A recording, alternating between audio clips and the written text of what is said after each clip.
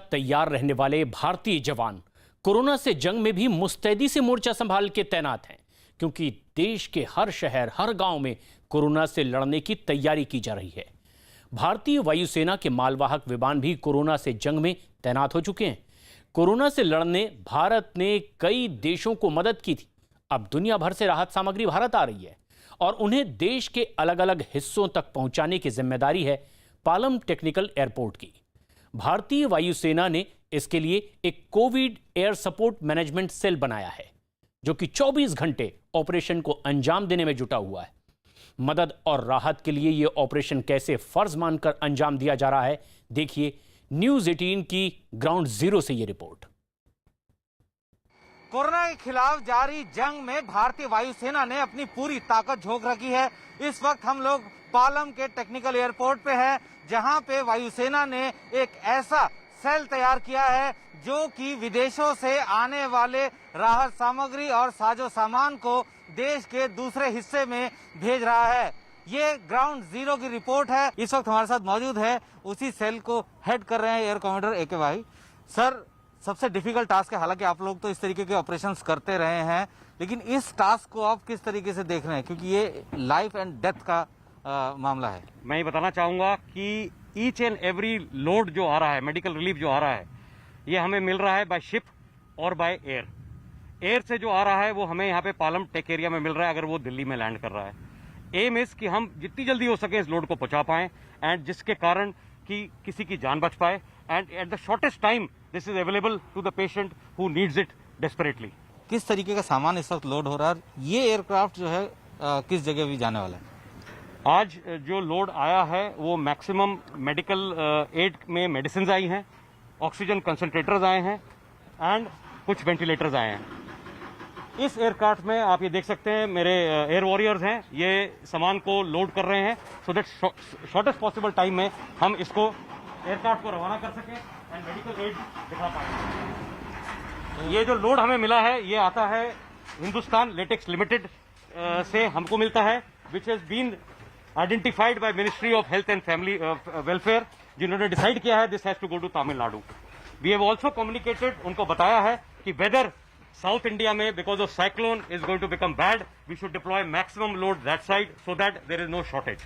बिल्कुल, क्योंकि अभी साइक्लोनिक सिचुएशन है और ऐसे में कोस्टल एरिया जो है वो बहुत ज्यादा महत्वपूर्ण हो जाते हैं। इसीलिए फिलहाल जो भी यहाँ से राहत सामग्री जा रही है, एयरफोर्स जो है जिनको अलग अलग जगह लेके जा रहे हैं, उनका फोकस पहले यही है कि साइक्लोन के चलते वेदर खराब होगा तो ये एयर ऑपरेशन बाधित होंगे। इसीलिए पहला फोकस किया गया है कि सबसे पहले उन सब कोस्टल एरियाज में ये सामान भेजे जाएं जहां पे कि साइक्लोन का खतरा बढ़ रहा है।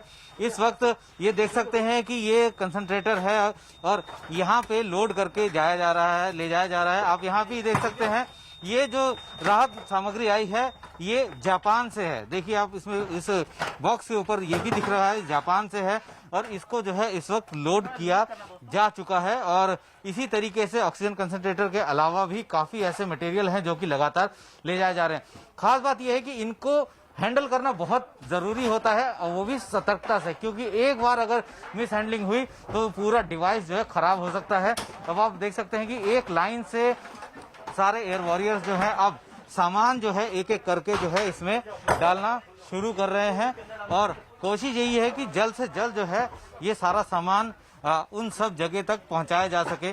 समय की बड़ी कीमत होती है और एयरक्राफ्ट में अगर हालांकि ये सारा सामान बाय रोड भी जा सकता है, लेकिन एयरक्राफ्ट इसीलिए इस्तेमाल में लाया जा रहा है क्योंकि उसमें ज्यादा समय लगता है, इसमें कम समय में आसानी से पहुंच सकता है। तो एक महत्वपूर्ण जो है काम इस वक्त इंडियन एयरफोर्स यहाँ पे कर रही है और कोशिश यही है कि कम समय में ज्यादा से ज्यादा लोगों को राहत दी जा सके।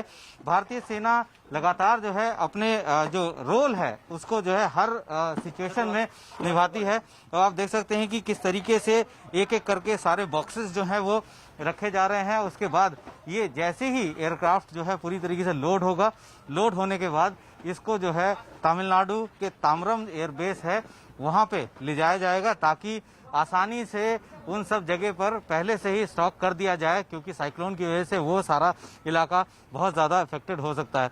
सर, 24 घंटे ऑपरेशन चलाना कितना डिफिकल्ट टास्क है। हालांकि काफी सारे ऑपरेशंस किए हैं और एयरफोर्स को महारत है इस चीज में, तो किस तरीके का जो है प्रिकॉशनरी मेजर्स भी जो है लिए जा रहे हैं?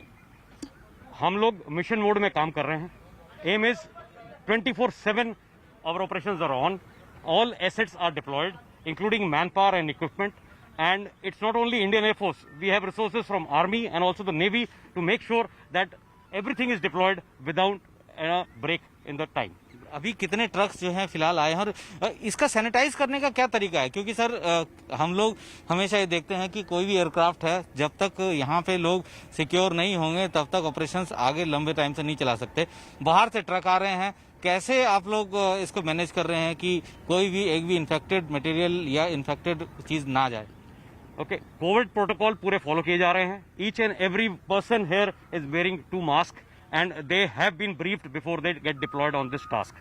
Rather, गवर्नमेंट ऑफ इंडिया ने सारे एयर वॉरियर्स को, रादर फ्रंटलाइन वर्कर्स को 2 इंजेक्शंस लगाए हुए हैं, but you can still be a career.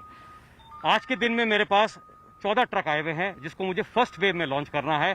All this will go in the first wave which is अगले 1 घंटे में all this load will get airlifted and deploy pan India. कहाँ कहाँ फिलहाल जा रहे हैं आज? आज जा रहे हैं महाराष्ट्र, केरला, कोची, कर्नाटका में हम लोग उसको डिप्लॉय करेंगे, बैंगलोर में, then it is going to Raipur, Patna and also Gujarat. बताया जा रहा है कि इस वक्त तो वेदर भी काफी ऐसे लोकेशंस पे खराब है साइक्लोन की वजह से, तो उसको भी आप लोग कंटिन्यू मॉनिटर कर रहे हैं? बिल्कुल, उसको कंटिन्यूसली मॉनिटर कर रहे हैं और इसको हमने Ministry of Health and Family Welfare को भी बताया है, HLL को भी बताया है, so that deployment is towards those areas where the cyclone is likely to hit. तो किसी भी तरीके की कोई जो है कोर कसर नहीं रहनी चाहिए, नहीं छूटनी चाहिए। हर किसी को उनके जरूरत का सामान समय पे मिले, इसकी जिम्मेदारी एयरफोर्स की है, जिसको वो लगातार निभा भी रहे हैं। जैसी लोड आता है, सरकार की तरफ से निर्देश आते हैं कि आपको इस लोड को इस जगह ले जाना है, साथ के साथ उस लोड को यहाँ लाया जाता है। उसको यहाँ से जो है अलग अलग एयरक्राफ्ट में, डेडिकेटेड एयरक्राफ्ट में जो है उनको लोड किया जाता है और उसके बाद उनको फ्लाई कराया जाता है। जैसे ये सामने वाला एयरक्राफ्ट है, ये महाराष्ट्र जाएगा, तो महाराष्ट्र जाने से पहले जब यहाँ ट्रक्स आए हैं तब इनको बता दिया गया था कि किस एयरक्राफ्ट के पीछे अपने ट्रक को लगाना है और उसके बाद लोडिंग शुरू हो गई। साथ ही ये जो एयरक्राफ्ट है ये तमिलनाडु जाना है, तमिलनाडु के ताम्रम जाना है, तो उसी हिसाब से इनको ब्रीफ किया गया और उन्होंने अपने ट्रक्स वहां लगाए और अब महज कुछ ही देर में ये एयरक्राफ्ट जो है यहाँ से फ्लाई करेंगे और अपने गंतव्य स्थान तक पहुंचेंगे। कैमरामैन अनिल के साथ संदीप बोल, दिल्ली, न्यूज़ 18 इंडिया।